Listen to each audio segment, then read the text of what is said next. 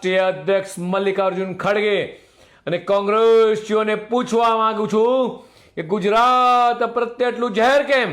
વારંવાર ગુજરાતીઓને જ કેમ ટાર્ગેટ બનાવવામાં આવે છે? ગુજરાત અને ગુજરાતીઓને તેમની આટલી બધી ઈર્ષા શેના માટે છે?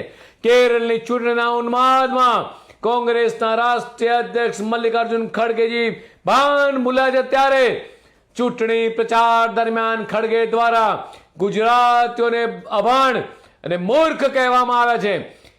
પીએમ નરેન્દ્ર મોદીજી અને કેન્દ્રીય ગૃહ મંત્રી અમિત શાહ જેવા ગુજરાતી નેતાઓ સામે સીધી રાજકીય લડત ન આપી શકનારા હવે ગુજરાતીઓનું અપમાન કરી રહ્યા છે. માત્ર ગુજરાત નહીં, દેશ વિદેશમાં રહેતા તમામ ગુજરાતીઓનું વારંવાર અપમાન એ ગુજરાતી ક્યારેય સહન નહીં કરે.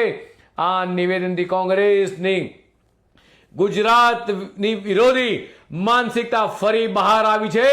અગાઉ પણ ટીએમસીના સાંસદ દ્વારા ગુજરાતીઓને સ્વતંત્ર સેનાનીઓ અંગે અપમાનજનક નિવેદન કરાયું છે. પ્રશ્ન ઉઠી રહ્યો છે કે રાષ્ટ્ર નિર્માણમાં ગુજરાતીઓના વિશાળ યોગદાનને શું ખડગે ભૂલી ગયા છે કે પછી ગુજરાતના વિકાસને અહીંની એકતા સામે ગભરાયેલા છે? ગુજરાતની સાણી અને સમજુ જનતા છેલ્લા 27 વર્ષથી એ ગુજરાતની તિજોરી પર એ કોંગ્રેસનો કાળો પંજો પડવાતો નથી.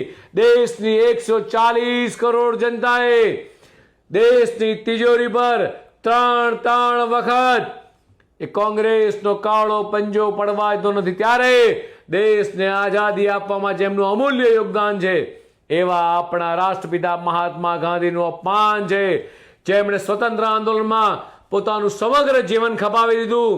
આઝાદી પછી પણ દેશના 562 રજવાડાઓને એક કરી ભારતને અખંડતા જાળવી રાખવાનું અભૂતપૂર્વ કામ કર્યું હોય તેવા લોખંડી પુરુષ સરદાર વલ્લભભાઈ પટેલનું સનાતન અપમાન છે.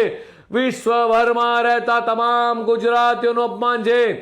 મલ્લિકાર્જુન ખડગેને તેમના તમામ કોંગ્રેસીઓને, સોનિયા ગાંધીજીને, રાહુલ ગાંધીજીને પૂછવા માંગુ છું કે આવો ગુજરાતમાં પછી ખબર પડશે.